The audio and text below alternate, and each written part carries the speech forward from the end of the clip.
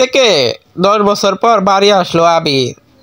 বাড়ি ফিরছে বললে ভুল হবে, বিদেশ থেকে দেশে ফিরেছে আবির। আর এই 10 বছরের শেষে 6 মাসের বাড়িতে ঘটে গেছে অনেক ঘটনা, যারা স্বার্থের সশরীর যুক্ত নেই আবির। তবে আন্তরিকভাবে প্রতিটা ঘটনা জড়িয়ে আছে সে। গিয়ে প্রবেশ করতেই হৃদয় সম্পাদনের গতিবেগে তড়িৎ গতিতে ছুটতে চলেছে। কাঙ্ক্ষিত মানুষটিকে দেখার জন্য ভিতরটা উথাল পাতাল শুরু করা দিয়েছে আবিরের। আখি যুগালে শুধু তাকে দেখার তৃষ্ণা লেগেছে। মানুষটা কি জানি না, আবির তাকে দেখার জন্য কতটা ছটফট করছে। মানুষটাকে কেন যে তাকে এতটা পোড়ায়, সে ধরনের সব ব্যথা সহ্য করতে পারলেও তার দেয়া ব্যথা সহ্য করতে পারে না। ভিতরটা চূর্ণ ভিন্ন হয়ে যায়। রেহানা ছেলেকে দেখিয়ে দৌড়ে এসে আলিঙ্গন করলেন, সমস্ত মুখরিত আদরে ভরিয়ে তুললেন। কেমন আছো মা? সবাই দেখছি, মেঘকে দেখছে না। মেঘ কোথায়?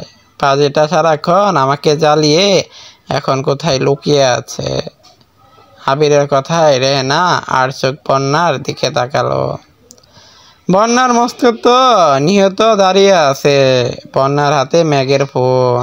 আবির আকুল হয়ে এদিক সেদিক দৃষ্টিপাত করছে, তবুও নির্দিষ্ট মানুষটার দেখা মিলছে না। সে রেহানার উত্তরের অপেক্ষা না করেও বাড়ির প্রতিটা ঘরের মেঘকে খুঁজলো, কিন্তু মেঘকে কোথাও খুঁজে পেল না। ভিতরটা শূন্য হয়ে আসতে শুরু করলো। মেঘের ঘরের সামনে আসতেই বুকটা কেঁপে উঠল। মেঘের ঘরের দরজায় তালা দিয়া, আশেপাশে ময়লা জমে গিয়েছে দেখে বোঝা যাচ্ছে কয়েক মাস হলো এখানে কেউ থাকে না। আবিরের সব কিছু কেমন জানি শূন্য লাগছে। সে ঝাঁপ করে মাটিতে বসে পড়ল। কাল রাতেও তো বলল, আবির ভাই তাড়াতাড়ি দেশে আসো, তোমার ঠোঁটে চুম্মু খাবো। অজানা হাহাকার ভিতরটা চলে পড়ে যাচ্ছে। তার খালি মনে হচ্ছে জীবনের সবচেয়ে মূল্যবান জিনিসটা সে হারিয়ে ফেলছে। মনের মাধ্যমে ফাঁকা ফাঁকা লাগছে। আখি যুগল রক্তিম বর্ণনা ধারণ করেছে। সেই বিধ্বস্ত অবস্থায় খাবার ঘরে এলো। শান্ত কণ্ঠে জবাব দিল, মেঘ কোথায় মা? এতদিন পর দেশে আসলি, বাবা মায়ের খোঁজ তো একবারও নিলি না। এসেই মেঘ মেঘ কর পাগল হয়ে গেছি। ওই অপায়ামে আমাদের খেয়ে আমাদের পরে আমাদেরকে না জানিয়ে বাড়ি ছেড়েছে। সে কোথায়, আমি কি বলবো? তোর সাথে তো আর এত মিল সে তো ওকে জানায়নি। সে আমাদের বাড়িতে আর থাকে না। মস্তকের উপরে বিশাল আকাশটা আবিরের মস্তিষ্কে এসে পড়ল। সে 2 কদম পিছিয়ে গেল। তার বিশ্বাস করতে কষ্ট হচ্ছে সে মেঘকে দেখতে পাবে না। যাকে একার তৃষ্ণায় 6টা মাস ছটফট করছে, সেই অপেক্ষার ফল এতটা তিক্ত হবে কে জানতো? জানলে 6 মাস আগে আবির বাসায় চলে আসতো।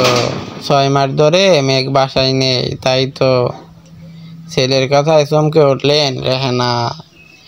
ছেলে যে এত সহজে সবকিছু ধরে ফেলবে তার কোনো অক্ষরও টের পায়নি তিনি।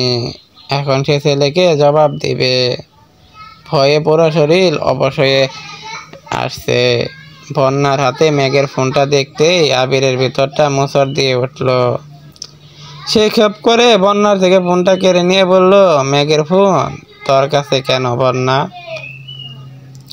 ভাইয়া, মেঘ যাওয়ার সময় সবকিছু রেখে গিয়েছে, তাই মেঘের ফোন মা আমাকে দিয়ে দিয়েছে। তুই জানিস না, কারো জিনিস অনুমতি না নিয়ে ধরতে হয় না। তাহলে তুই কেন মেঘের ফোন নিছিস? মেঘ যদি চলেই গিয়ে থাকে তাহলে এতদিন আমার সাথে কথা বলছে কে? আমার একটু একটু সন্দেহ হয়েছিল জানিস, কিন্তু মেঘের জেদের কাছে আমি সেই কবেই হার মেনেছি। আমি ভীষণ বোকা, তাই না হলে বোকার মতো মেঘের মেসেজ বলার কথাগুলো বিশ্বাস করে নিয়েছি। আমি সবসময় চেয়েছি মেঘ যেন কষ্ট না পায়। মেঘের ভালোবাসায় থাকাতে আমার শান্তি। মেঘ কষ্ট পাবে এমন কাজ কখনো করিনি। আর তোরা আমার অনুভূতি নিয়ে খেললি। এতদিন মেঘ সহজেই তুই আমার সাথে কথা বলছিস, তাই না রে বন্যা? আবিরের কথায় বন্যার বাকরুদ্ধ হয়ে গেল। ভয়ে সমস্ত শরীর থরথর করে কাঁপছে। তখন আহম্মদ বের হয়ে আসেন। আবির কেমন জানি শান্ত হয়ে গিয়েছে। আহম্মদকে দেখে যন্ত্রণা মিশ্রিত কণ্ঠে বলল, আব্বা, আপনি তো মেঘকে ভালোবাসতেন, আপনি কেন মেঘকে হারাতে দিলেন? আপনি তো আমার মনের খবর জানতেন, আমি মেঘটাকে কত ভালোবাসি। সেই খবর আপনার কোন পর্যন্ত বহুত আগেই পৌঁছিয়ে দিয়েছে। তবে কেন আমার এই বিচ্ছেদ যন্ত্রণা দিলেন? আমাকে মেরে রক্তাক্ত করে দিন।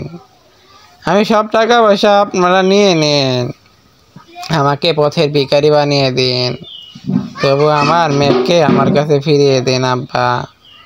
বাঁচতে পারবো না আব্বা মেঘকে ছাড়া, মরে যাব আমি। মেঘবিহীন এই জীবনে আমার মূল্যহীন। আমি আপনার পায়ে পড়ি আব্বা। ছোটবেলা থেকে যা বলছেন কখনো আপনার কথার অবাধ্য হয়নি, কোনো জিনিসের জন্য বায়না ধরিনি। আজকে আপনার কাছে আমি মেঘকে চাচ্ছি, আপনি আমার মেঘকে আমার কাছে ফিরিয়ে দিন। ছেলের আর্তনাদ বাবার হৃদয় সম্পন্ন করে গেল। ভিতরটা হু হু করে উঠল। বাবা মারা মেয়েটাকে সেই নিজ হাতে এই বাসায় নিয়ে এসেছিল, ছোট থেকে নিজ হাতে বড় করেছে। সেই মেয়েকে সে কিভাবে বাড়ি ছাড়া করবে? সে কিভাবে ছেলেকে জবাব দিবে? তার ভালোবাসার মানুষকে সে আগলে রাখতে পারেনি। সেই শহরের অলিতে গলিতে খুঁজছে মেঘকে, কোথাও মেঘের দেখা মেলেনি। মেঘের নাম নিখোঁজ অভিযোগ পর্যন্ত করা হয়েছে। সে আবিরের মাথায় হাত বুলিয়ে দিয়ে বলল, তোর আব্বাকে মাফ করে দিস আবির, আমি তোকে দিয়া কথাটা রাখতে পারিনি। আমি নিজেকে ভীষণ ব্যর্থ বাবা মনে হচ্ছে জানিস। সেদিন মেয়েটা আমার পা টিপে দিয়ে ঘরে গেল। সকাল থেকে নিখোঁজ কোথায় খুঁজে পেলাম? কতজন লোক শহরের অলিতে গলিতে লাগিয়ে দিলাম। পুলিশও খবর দেওয়া হয়েছে, কেউ মেঘকে কোনো খোঁজ দিতে পারলো না। আমি তোকে অনেকবার জানতে চেষ্টা করেছি, কিন্তু বিবেকের কাছে ঘেরে গিয়েছি বাজান। বাবা হয়ে ছেলের অশান্তি টেনে আনতে পারি নি বাজান, আমাকে তুই মাফ করে দিস। বাবার কথায় আবিরের ভিতরটা হাহাকার ভরে উঠল। সে নিস্তব্ধ হয়ে চেয়ারে বসে পড়ল। একটু পরে ভাঙা ভাঙা গলায় বলল, আমার পছন্দ ছিল সে, আর তার পছন্দ ছিল আমার ঠোঁট। সে ভালোবাসাতে আমার বাবাকে, আর আমি ভালোবাসতাম তাকে। সে আমার মায়ের সব কথা শুনতো, আর আমি তার সব কথা শুনতাম। সে নিজের কষ্টগুলা হালকা করার জন্য বন্যার কাছে মনের কথা বলতো, আর বন্যা সেটার সুযোগ নিয়ে ভাইয়ের প্রেমিকা হওয়ার প্রচেষ্টা চালালো।